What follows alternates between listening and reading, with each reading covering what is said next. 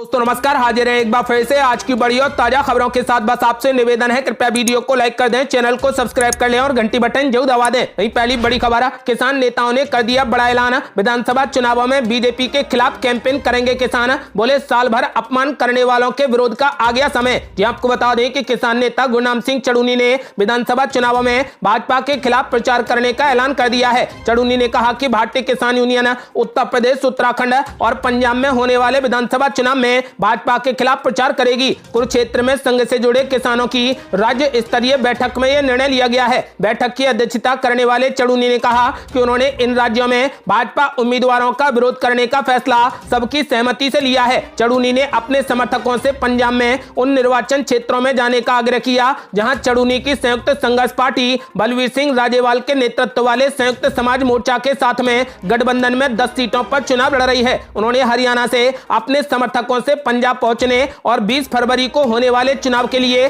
अपने 10 उम्मीदवारों के लिए प्रचार करने की अपील की है। उन्होंने कहा कि पंजाब चुनाव के बाद वो यूपी और उत्तराखंड में भाजपा उम्मीदवारों के खिलाफ प्रचार करेंगे। और बड़ी खबर, पंजाब विधानसभा चुनाव में नवजोत सिंह सिद्धू को लगेगा करारा झटका। चरणजीत सिंह चन्नी को मुख्यमंत्री पद का चेहरा घोषित कर सकती है कांग्रेस। ये आपको बता दें कि पंजाब में विधानसभा चुनाव से पहले कांग्रेस मौजूदा मुख्यमंत्री चरणजीत सिंह चन्नी को मुख्यमंत्री पद का चेहरा घोषित कर सकती है। सूत्रों का कहना है कि पार्टी के सर्वे में चरणजीत सिंह चन्नी सबसे आगे चल रहे हैं। बता दें कि इस सर्वे में कांग्रेस ने प्रत्याशियों, कार्यकर्ताओं, सांसदों और विधायकों से राय जानने की कोशिश की। बता दें कि मुख्यमंत्री पद के चेहरे को लेकर 2 ही नामों पर तेजी से चर्चा चल रही थी। सूत्रों का कहना है कि नवजोत सिंह सिद्धू को इस मामले में वरीयता नहीं दी जाएगी। एक सूत्र ने बताया कि पार्टी की तरफ से आम जनता को भी फोन किया जा रहा है और लोगों से उनकी राय पूछी जा रही है। ये काम ऑटोमेटेड कॉल सिस्टम के जरिए किया जा रहा है। पार्टी का टारगेट है कि 1.5 करोड़ लोगों को अगले कुछ ही दिनों में फोन किया जाएगा।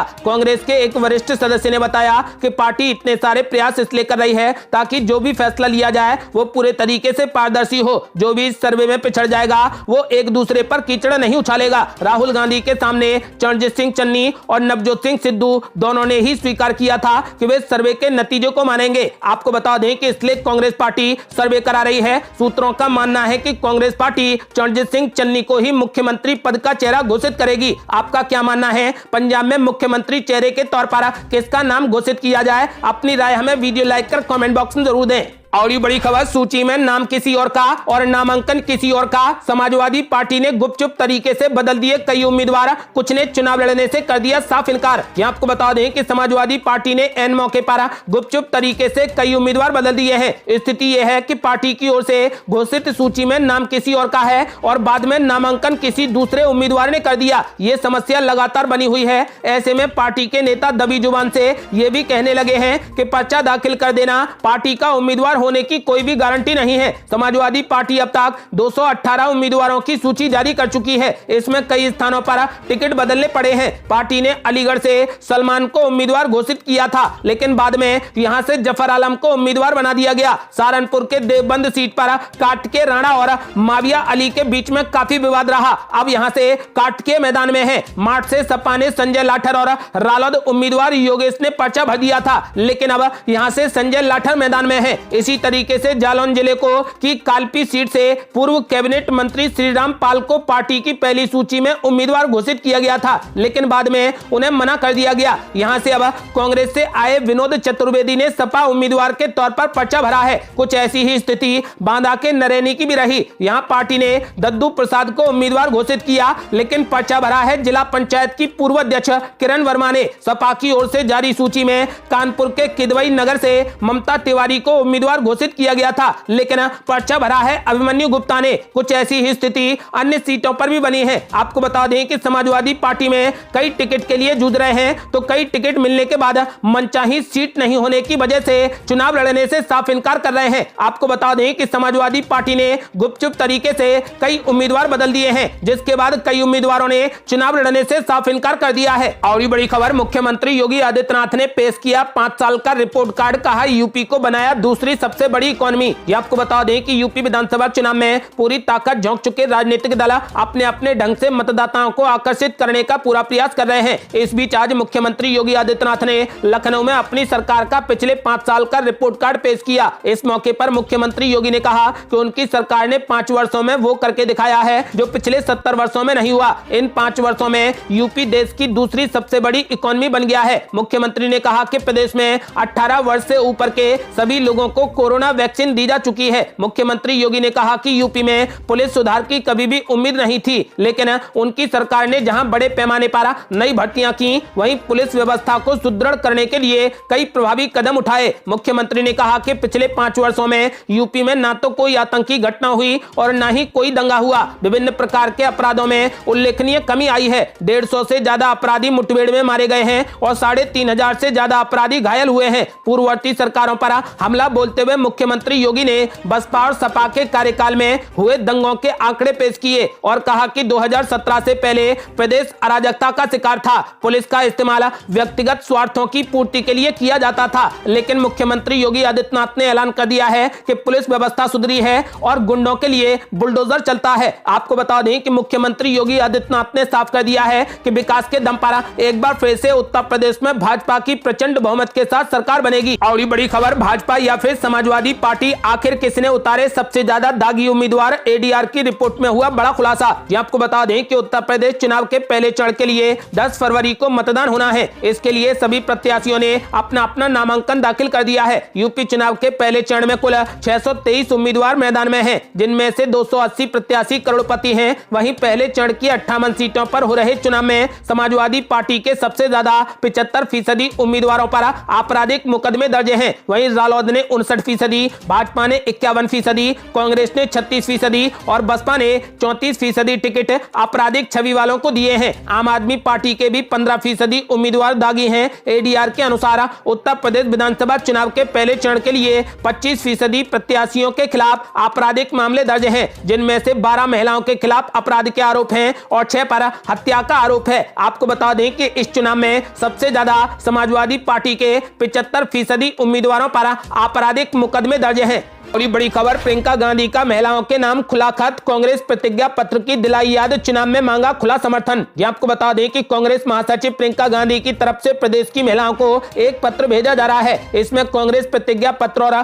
शक्ति विधान में किए गए वादों की याद दिलाई गई है। पोस्ट कार्ड की शक्ल वाले गुलाबी रंग के इस पत्र को शक्ति संवाद का नाम दिया गया है। पत्र के जरिए प्रियंका गांधी ने प्रदेश के भविष्य की एक नई कहानी लिखने के लिए विधानसभा चुनाव में खुला समर्थन मांगा है। कांग्रेस के प्रदेश प्रवक्ता डॉक्टर हिलाल अहमद ने बताया कि प्रदेश में कांग्रेस द्वारा शुरू किया गया ये अभियान 34 लाख घरों में रहने वाली 57 लाख से अधिक महिलाओं तक पहुंचा दिया गया है। इसके जरिए महिलाओं को लोकतंत्र में सक्रिय भागीदार बनने के लिए प्रोत्साहित किया जा रहा है। 1 करोड़ घरों को कवर करने के उद्देश्य से ये अभियान दिसंबर 2021 को शुरू किया गया था। आपको बता दें कि अभियान के दूसरे हिस्से के तहत प्रतिज्ञा कार्ड वितरित किया जा रहा है, जिसमें लोगों पर केंद्रित नीतियों को लागू करने के लिए कांग्रेस की प्रतिबद्धता को सूचीबद्ध किया गया है। इनमें कॉलेज छात्राओं के लिए 2 पहिया गाड़ी और स्मार्टफोन का वितरण शामिल है। घर घर में 3 बिल्कुल फ्री में सिलेंडर देना शामिल है और किसानों के लिए कर्ज में राहत शामिल है। अब नहीं तो कब, इस सवाल के साथ पत्र में एक मोबाइल नंबर भी दिया गया है, जिसे डायल करते ही हेलो प्रियंका आवाज सुनाई देगी।